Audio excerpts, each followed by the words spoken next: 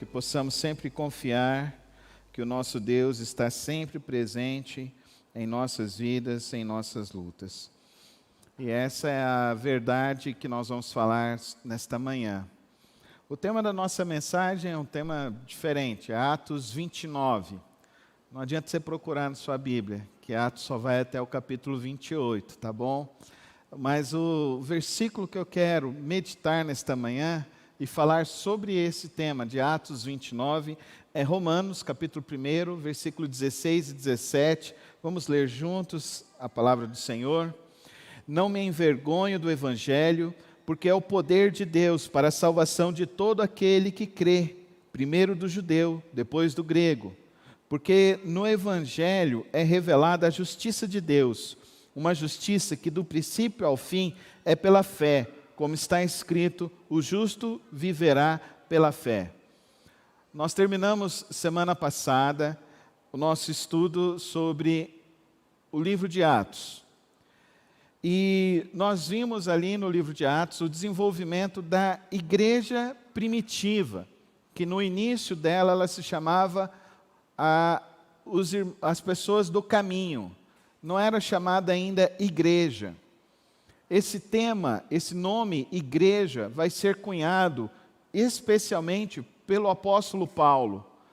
E Atos é escrito antes das próprias cartas do apóstolo Paulo. Ele estava presente nas viagens do apóstolo Paulo, Lucas. A maioria das cartas de Paulo, ele vai escrever agora quando ele vai chegar em Roma.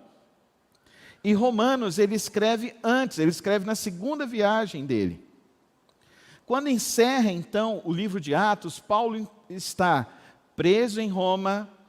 Paulo está agora então fazendo o quê? Ele começa a apacentar aqueles irmãos. Que ano é esse? Esse ano é por volta do ano 50 depois de Cristo. Lembrando então que o apóstolo Paulo, aqui nesse período já foi morto Pedro, já foi morto Tiago, eles foram executados pelo Império Romano, e agora então Paulo começa a pastorear essas igrejas. Por que então, pastor, o senhor não usou um outro livro, que poderia ser então a última carta de Paulo, que seria a igreja de Tessalonicenses? Na sua segunda carta, é o último livro escrito do apóstolo Paulo. Porque ali tem uns temas que não seriam tão importantes para nós como agora Romanos. Porque quando ele escreve Romanos, ele escreve com a finalidade de que ele está indo chegar lá em Roma. E ele chegando em Roma, ele quer se encontrar com os irmãos que estão em Roma. Pastor, que irmãos são esses? Aí a gente precisa se lembrar de um imperador romano, de Nero. O que Nero fez no ano por volta entre período de 50 a 60? Nero promove a maior perseguição dos cristãos. E Nero coloca fogo em Roma. E Nero manda então perseguir os cristãos. Logo após Nero, nós temos então um outro imperador, que é o mais carniceiro de todos, que é Domiciano. E Domiciano, ele constrói os coliseus, e ele manda então um decreto para que em cada cidade do império seja construído um coliseu. Para quê?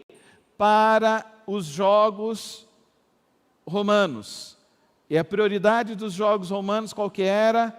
Perseguir os cristãos e matar os cristãos. Então o povo tem que sair. Eles chegaram lá em Jerusalém, destruíram Jerusalém, mataram Tiago, irmão de Jesus, meio-irmão de Jesus.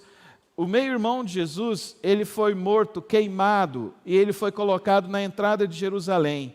E esse era um tipo de morte que o Império Romano começou a fazer em todo o Império, que se chamavam as tochas vivas. E eles penduravam esses irmãos, seguravam esses irmãos. Então, Atos 29 para nós é nós entendermos o que está acontecendo na história. E o que está acontecendo na história é uma perseguição terrível, sangrenta. Por quê? Porque esses irmãos que conheceram Jesus Cristo, que estavam ali em Jerusalém, quando começa a perseguição, eles saem de Jerusalém e eles vão e se dispersam por todo o Império Romano. Porque o Império Romano beneficiou a possibilidade das rotas comerciais. Quando você estudou isso, você viu isso muito. Que as grandes rotas comerciais e o grande comércio no Império Romano foi possível por causa de três grandes verdades, três grandes realidades. A primeira realidade são as estradas que o Império Romano construiu em toda a região, desde o Egito até o norte da Espanha. Todas essas regiões que estão em volta do Mediterrâneo foram construídas as estradas, então eles tinham local para se dispersarem. Segunda outra realidade, o Império Romano impôs uma cultura e impôs uma língua, um idioma. Assim como hoje nós queremos, se quisermos viajar o mundo, precisamos aprender o inglês, e com o inglês a gente consegue andar em todos os países do mundo, naquela época era o grego. E todas as cidades do Império Romano falavam o grego. A maioria das cidades falavam grego. Então, era aquilo que você estudou como cultura helenística na história.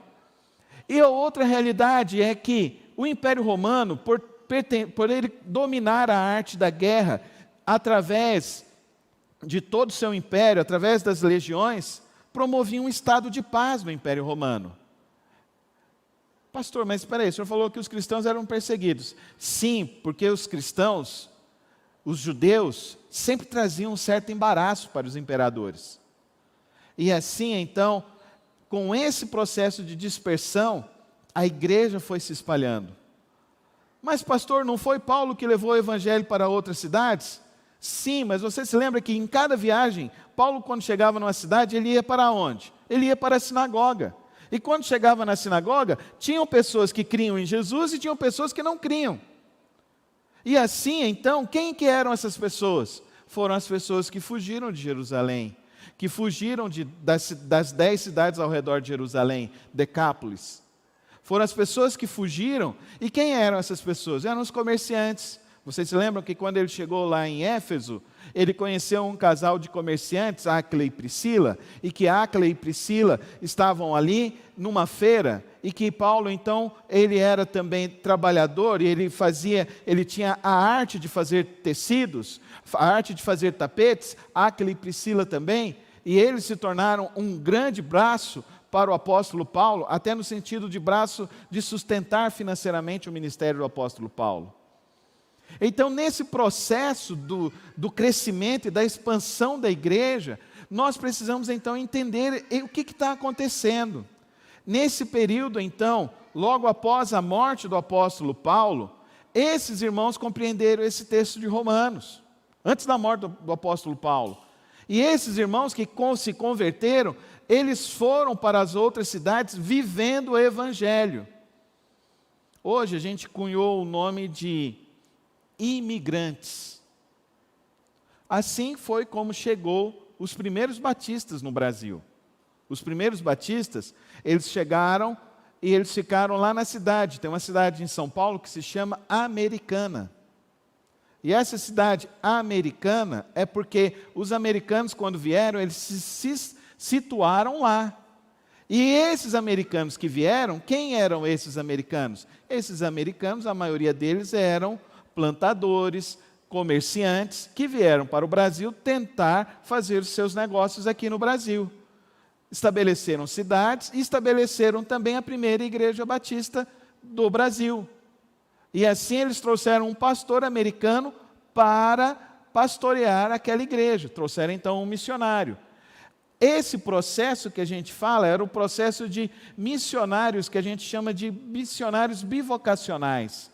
Missionários que tinham o seu trabalho, o seu sustento, mas que viviam a sua fé e que por isso então se dedicavam também a servir a Cristo Jesus. E é isso que a gente precisa entender aqui nesta manhã. O evangelho sempre se expande porque as pessoas, elas se movimentam na vida. Quer ver só uma realidade aqui? Quantos aqui são nascidos em Goiânia? Só queria que você levantasse a mão. Nós temos quantas pessoas? Nós não temos nem 10% do nosso auditório nesta manhã que é nascido em Goiânia. Quantos aqui nasceram no Nordeste? Quantos aqui nasceram no Norte? Quantos aqui nasceram no Sudeste? no sul.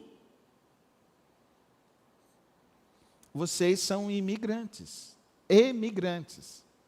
E vocês saíram de lá com uma fé. E vindo de lá para cá, vocês estão vivendo a sua fé em Cristo Jesus com as pessoas. Esse é o maior eixo missionário da igreja, desde os seus primórdios. Agora, o grande problema é quando a gente institucionaliza a fé. Gisele, mostra o versículo para nós novamente. O próximo. O Evangelho é revelada a justiça de Deus, uma justiça que desde o princípio é pela fé, como está escrito, o justo viverá pela fé. Querido irmão e querida irmã, eu quero te falar que Atos 29 nada mais é do que a história de homens e mulheres que viveram pela fé e que talvez na história do Evangelho nunca vão aparecer seus nomes em livros de histórias. Talvez nunca vão contar a história desses homens de fé, que chegaram em diversos lugares, em diversas regiões. Existe um escrito apócrifo que se chama o Evangelho de Tomé, e Tomé, quando esse texto que é escrito, ele fala assim: e quando cheguei no norte da África, encontrei lá meus irmãos vivendo a fé. Dá para você entender que o Evangelho não é institucional. O Evangelho não é um prédio. O Evangelho não é um dia. O Evangelho não é hierarquia institucional. O Evangelho de Jesus Cristo é a sua fé em Jesus Cristo. Este é o Evangelho. Quando homens e mulheres se sujeitam a Cristo Jesus e têm a Jesus Cristo como seu único e suficiente Salvador, e tiveram então uma experiência verdadeira, fundamental com Cristo Jesus, eles vão levar esse Evangelho a todos os lugares. Amém? Amém? Você deve ter assistido aquele filme Deus Não Está Morto. Se você não assistiu, eu recomendo você assistir o 1 e o 2. E esse filme é uma narrativa de um jovem que chega dentro da universidade ele tem um professor que é ateu. E ele então se propõe então a defender Deus e provar para aquele professor que existe Deus. Porque aquela história não estava ecoando na vida dele. A vida com Deus é essa. Atos 29 acontece até hoje. Atos 29 são homens e mulheres que vivem pela fé em Cristo Jesus. Eu e você precisamos orar pelos missionários? Sim. Eu e você precisamos estar ligados a uma igreja local? Sim. Mas nós não podemos limitar o Evangelho de Jesus Cristo, o reino de Deus, a uma instituição. Não defenda instituições. Defenda o Evangelho de Jesus Cristo. Isso é o mais importante, é o mais prioritário e é o mais necessário em nossos dias. Por isso, querido irmão e querida irmã, essa pandemia veio para mostrar para nós que a nossa fé com Cristo Jesus precisa estar cada vez mais forte, mais profunda. Queridos irmãos, logo após esse período que morreram tantos e tantos homens que confessaram a Cristo Jesus, e nós falamos muito sobre isso quando estudamos o livro de Apocalipse o ano passado, eu quero só mencionar algumas pessoas que são fundamentais para a nossa fé. Primeiro deles, Clemente de Roma. Clemente de Roma, ele era um desses cristãos convertidos, mas ele era um filósofo na sua época. E esse Clemente de Roma, ele quando estava em Roma, ele era como se fosse um acadêmico, mas ele então cunhou aquilo que a gente chama de ser credo. Ele foi o primeiro que escreveu o credo apostólico. Você sabe qual é o credo apostólico? Creio em Deus Pai Todo-Poderoso, creio, Criador do céu e da terra, e em Jesus Cristo, um só seu Filho, seu único Filho, nosso Senhor, que concebido pelo poder do Espírito Santo, nasceu de Maria Virgem, padeceu sob o poder de Pôncio Pilatos, foi crucificado, morto e sepultado, desceu ao reino dos mortos, ressuscitou ao terceiro dia, subiu ao céu, está sentado à direita de Deus Pai Todo-Poderoso, de onde há de vir a julgar os vivos e os mortos. Creio no Espírito Santo, na Santa Igreja Católica, na comunhão dos santos, na remissão dos pecados, na remissão da carne e na vida eterna. Esse foi o primeiro credo. E aqui, quando fala Igreja Católica, no sentido de apostólica, no sentido de universal, porque o termo católico, ele vem do latim, e católico significa universal. Agora fica complicado, né? Porque agora a gente tem a Igreja Universal, aí tem a Igreja Católica, e a palavra igreja significa assembleia. Então qual que é o nome, pastor? É Batista mesmo, tá bom, irmãos? Fica com Batista. Estou brincando, queridos. Mas o que menos importa é o nome. O que mais importa é a sua fé em Cristo Jesus. Dá para você entender que esse cara, ele se converteu,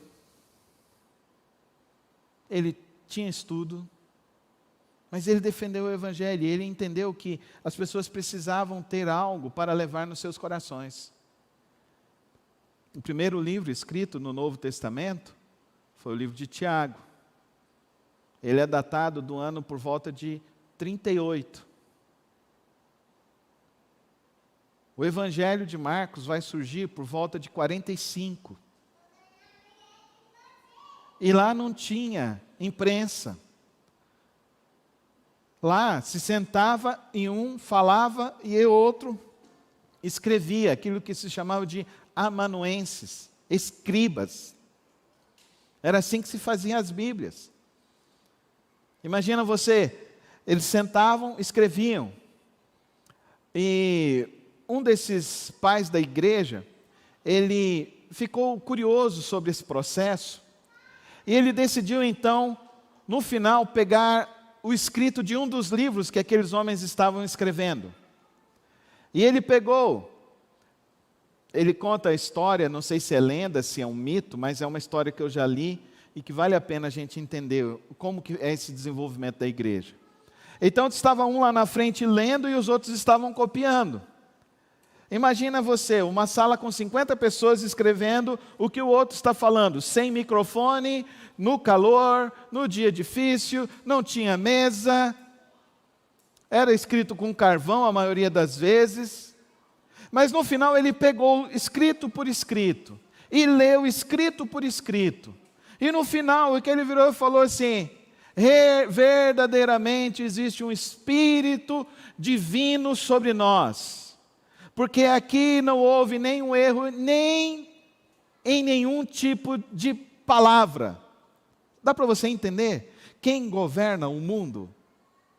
Se a gente fizer aquela brincadeira que a gente fazia quando era criança, de eu falar algo aqui no ouvido do irmão Newton, e chegar lá no final, no ouvido do irmão Kim, vocês acham que vai ter a capacidade de nós aqui, nesta manhã, transmitir a mesma mensagem até lá no final?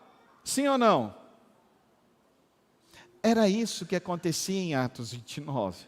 Atos 29 é só uma maneira que eu estou tentando te mostrar como a obra de Deus foi avançando, através de homens e mulheres fiéis a Deus, fiéis a Cristo Jesus, e que se preocupavam com a obra de Deus, e que tinham zelo e amor pelo Evangelho de Jesus Cristo, e que eles se apegaram a essa mensagem de uma maneira verdadeira. E não era simplesmente um compromisso, porque nessa época aceitar a Cristo Jesus não é igual hoje. Não, vem para Jesus que Jesus vai resolver todos os seus problemas. Não, eles falavam assim: vem para Jesus que quando sair você pode ser morto. Era esse o Evangelho. O Evangelho não era o Evangelho de facilidades. O Evangelho eles pregavam em catacumbas. Eles estavam ali reunidos, e quando chegava alguém do Império Romano, eles ficavam calados, eles ficavam com medo. E aí, conta-se a história de um outro pai da igreja, e esse pai da igreja, é bem interessante a história dele, porque esse pai da igreja, ele foi uma pessoa do próprio Império Romano que se converteu. Ah, são tantos, gente. Eu gostaria de falar de todos eles para vocês. Mas depois você pesquisa isso sobre os pais da igreja. Mas eu que vou falar Tertuliano. Tertuliano, ele se converteu no norte da África. E Tertuliano, ele era como se fosse um advogado do Império Romano. E ele foi o pai das doutrinas da Trindade. Ele foi o pai que lutou contra a heresia do gnosticismo, que eles não acreditavam que Jesus ressuscitou. E aqui por volta do ano 180, então, ele mudou um pouco o credo. Ele disse assim: sustenta que existe um só Senhor, o Todo-Poderoso, Criador do mundo, apenas para poder elaborar, e Criador de todo o mundo, e que Jesus Cristo, Ele mesmo sofreu, Ele viveu, sofreu, morreu e ressuscitou dentre os mortos. Esse então foi Tertuliano, outro pai da igreja. A história da igreja, ela é incrível. E o que eu queria que você saísse aqui nesta manhã entendendo 3 coisas que são muito importantes para as nossas vidas, nós que somos a igreja de hoje.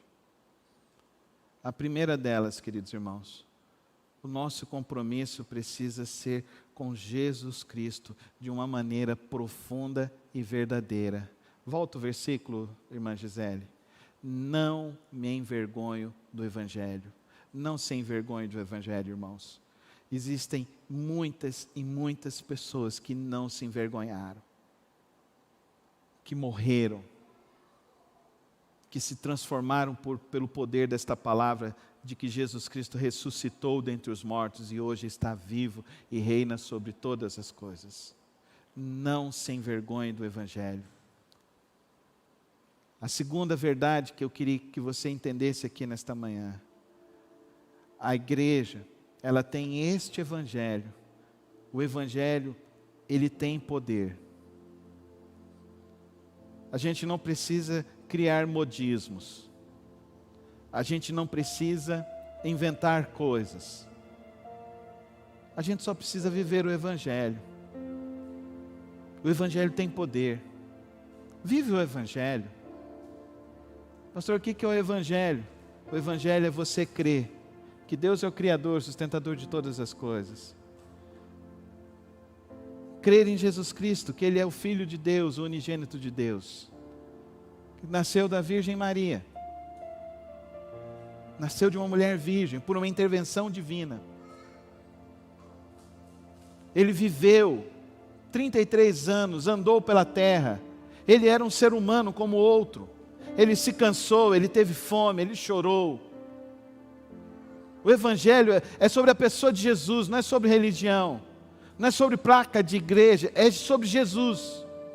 Crê em Jesus, ame a Jesus, entender que esse Jesus, Ele foi condenado por Pôncio Pilatos, Ele morreu a morte da cruz, e no terceiro dia Ele ressuscitou, e Ele apareceu primeiro às mulheres, depois aos seus discípulos, e depois para uma multidão, a primeira igreja de 120 discípulos, e que esses homens e que essas mulheres saíram e foram pregando esse Evangelho, vivendo esse Evangelho da salvação em Cristo Jesus, anunciando em todos os lugares, por onde eles passavam, que Jesus Cristo é o Senhor.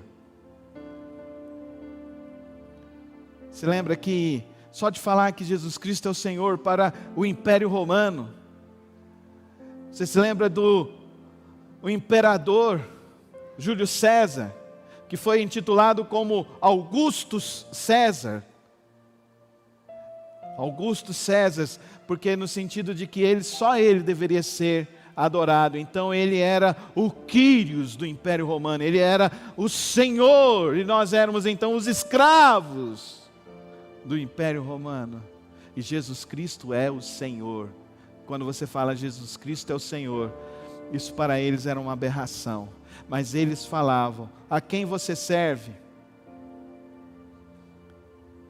esse tertuliano que eu li para vocês aqui, da história dele,